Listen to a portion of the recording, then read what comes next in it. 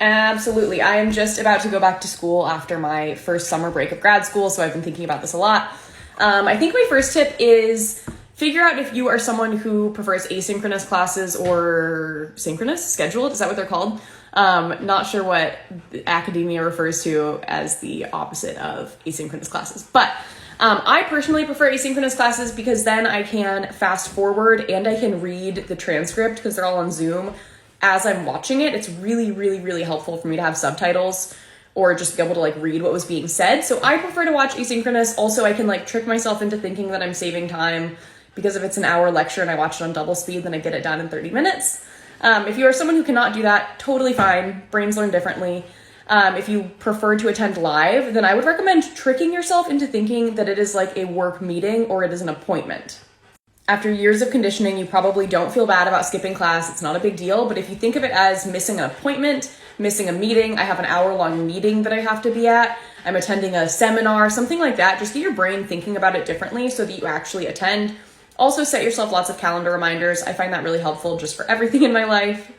In terms of paying attention, I have a couple tips. Number one, if you do your reading or like any kind of pre-work before the lecture, which I do recommend so you know what the professor is talking about and you are more engaged, write down a list of questions that you have about the material before the lecture, and then treat the lecture as like a fact-finding session where you are looking at your list of questions and you're paying attention, looking for those specific answers, just so you have something to kind of engage with and kind of go back and forth between what is happening on screen and what is happening on your paper to provide some connection. I find like it's really hard in Zoom land to feel like I'm present and participating. So this really helps me like connect my like real life paper, what is in my brain, with what is happening on screen.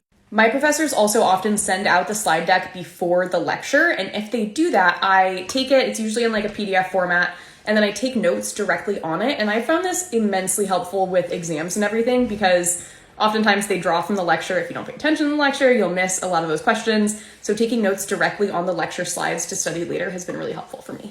And finally, just sitting there and listening is super difficult, so I always have something to fidget with. I always keep my clay pedestal with me. This is just a lump of clay. I have a bunch of different colors. It's fun to just make things or just like squeeze it when I'm bored.